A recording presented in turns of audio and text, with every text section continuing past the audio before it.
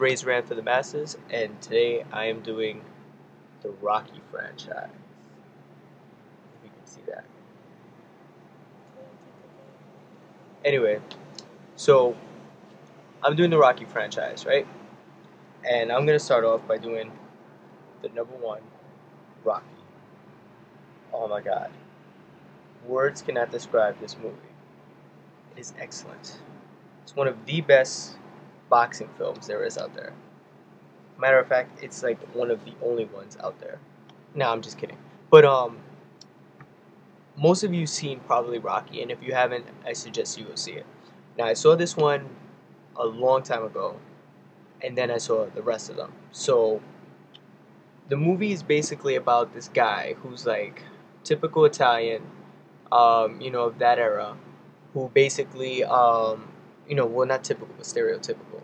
And he's, basically like works for the mob, kind of, and goes around, doing favors for the head honcho, and he's basically not all there. He's kind of like a bum. He's from the slums or whatever, and he wants to be a boxer.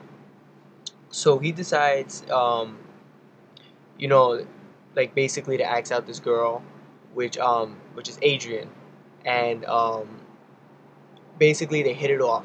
Now, what a lot of people don't know is that this movie, even though known as a well-renowned boxing film, it's like one of the best Stallone films. Is that it's also a love story, and that's what's so great about it. If you look at the original posters, it tells that of a love story. But not only a love with the boxing, but the love between him and Adrian.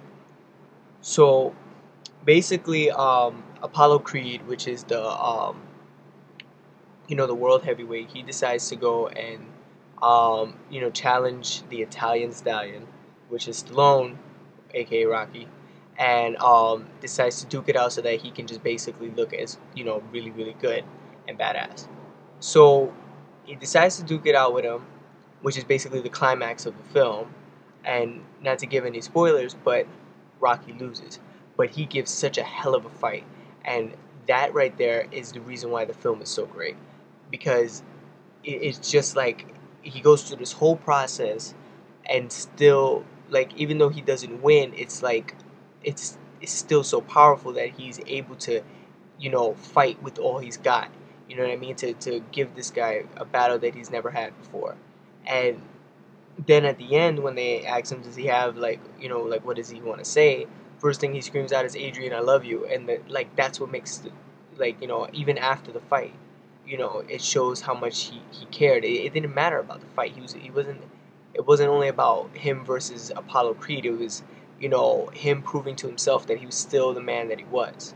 And after that, he realized that behind every great man is a great woman, and that great woman was Adrian. So next comes Rocky 2 by popular demand.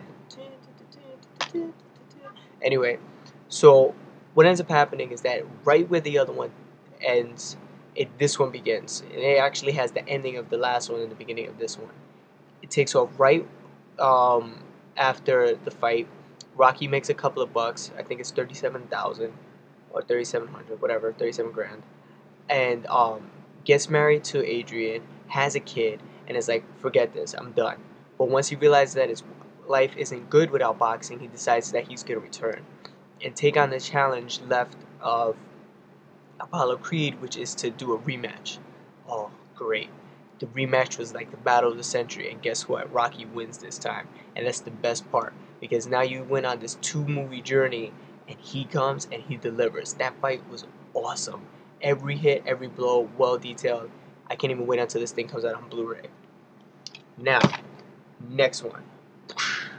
Rocky 3. Back by popular demand again. But this time, you think he's going to fight Apollo Creed? No way.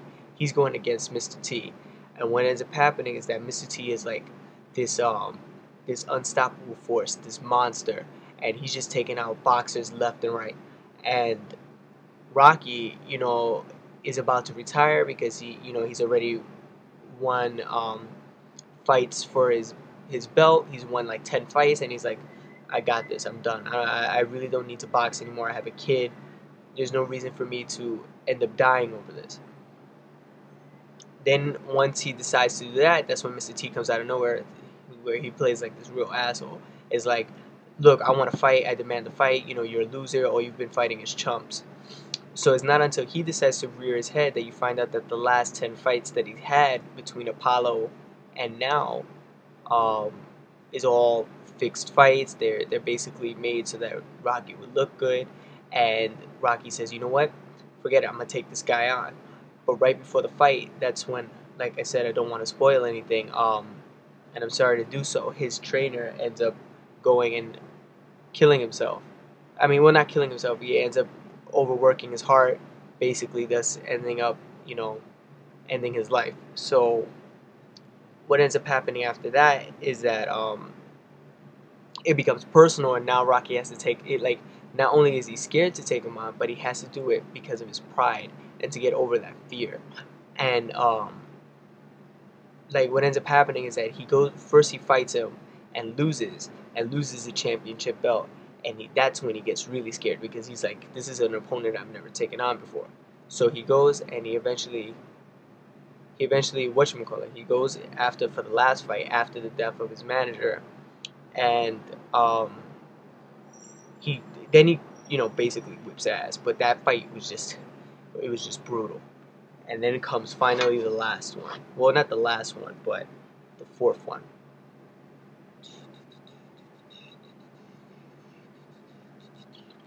Now, I haven't seen past this one, so I'm going to end the review on this film. And then I'm going to do another follow-up where it's about Five and Balboa. Now, as for this one, most of the, like, if you look at all the Rocky films, which is great, is that each one had a genuine story. The first one is the first one.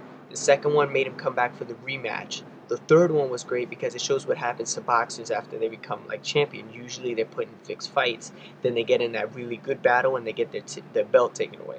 Very few of them actually go back and get it back. But that's what's so great about it, is that, you know, it's a Rocky film.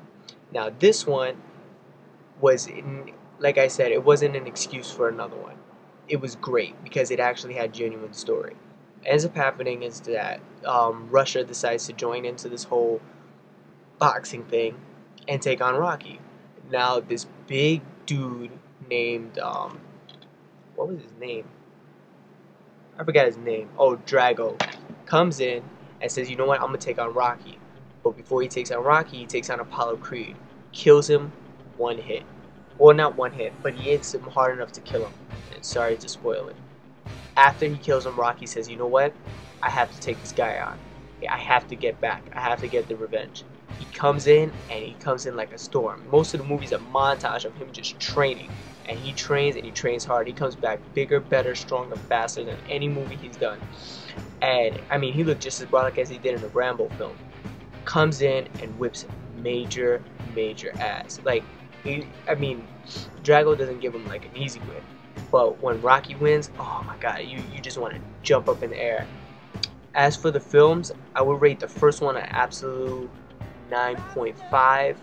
I'll rate the second one, let's see, I'll rate that one a 9. I'll rate the third one a 9, and I'll rate the fourth one 8.5. These movies are part of American history. You just have to see them. That's all I can say. If you haven't already, go out and watch these. They're worth it. You don't even have to be a boxing fan to like these movies, unless I don't even know what to say. If you don't like these movies, I don't know. But I would definitely watch these. I'm so glad that I bought every single Rocky film. Yo, Adrian.